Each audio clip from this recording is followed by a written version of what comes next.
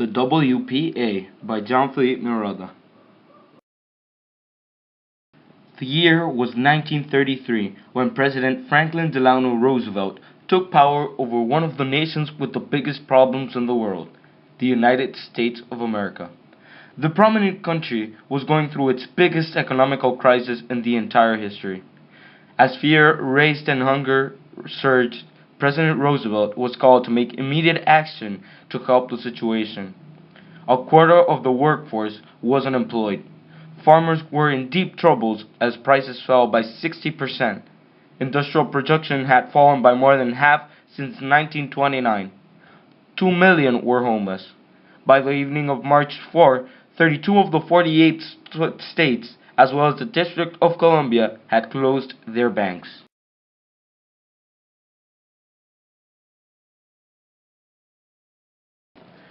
Roosevelt's first step into galvanizing the entire population of the United States was a program called the New Deal, which was launched the same year he took power. This program focused on the 3 R's as they are popularly called: relief, recovery, and reform.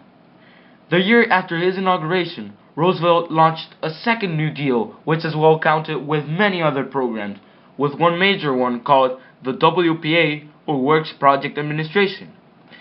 The WPA was very well known for providing millions of jobs, which at the time were very well needed.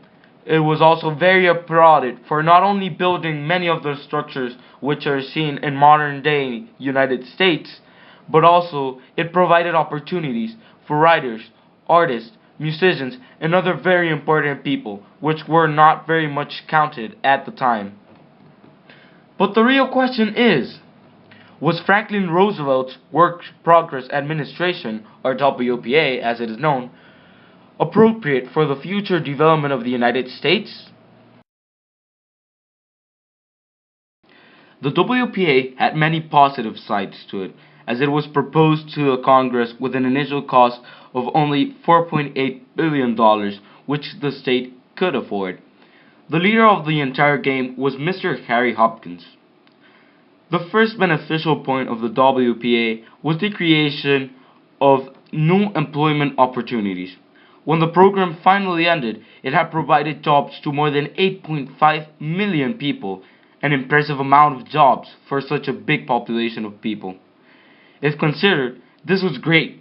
What would have happened to the country if all these million people were not employed?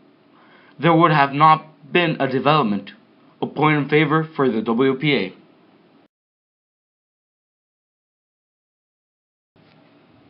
There was another good part that the WPA brought within, which was the creation of many material things that lasted forever.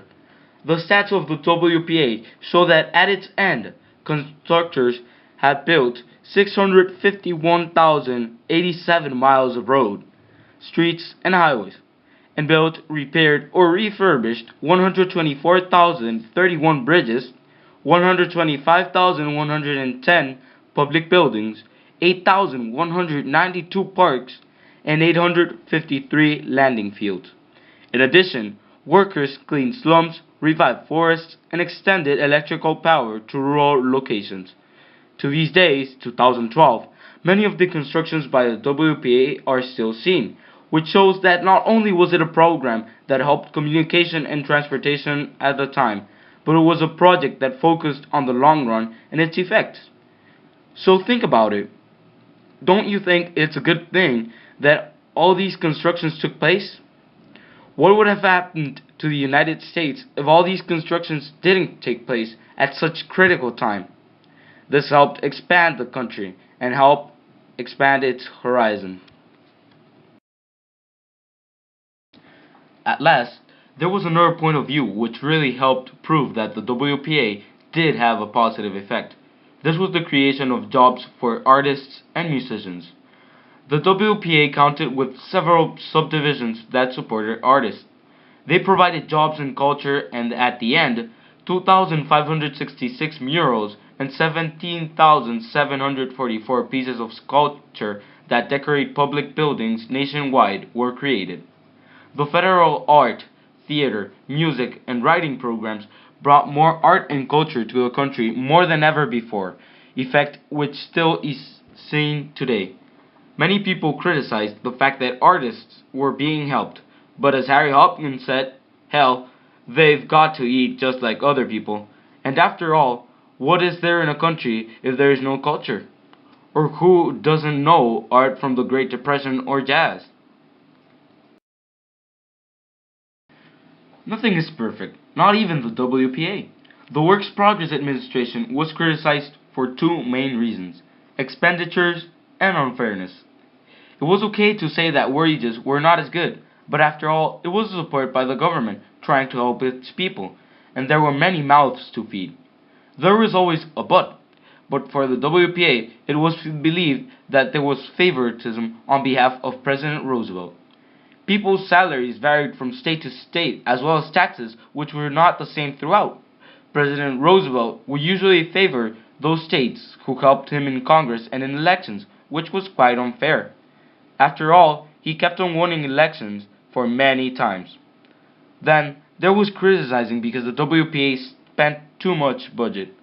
It was calculated that it spent about 4 times as much as it was planned. But was it really worth spending? Did it really have effect?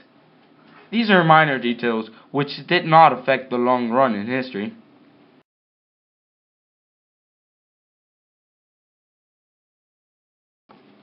In conclusion, was Franklin Roosevelt's Works Progress Administration, or WPA program, appropriate for the future development of the United States? In fact, it is. The WPA proves to be a program that helped develop the country, and especially in such hard times, and its effects were long-lasting, even to our days. If it were not for the WPA, the United States would not be the country it is today. So yes, the WPA was appropriate for the future development of the United States during the Great Depression because it created jobs for people to surpass their difficulties. It built a solid system of works, and it provided culture to an unorganized country. The topic has both sides, which make it debatable. Did it work or did it not? And it's certainly a topic that makes people wonder today why America is such a successful country, which makes it a consequential topic. So what do you think? Did it have an effect?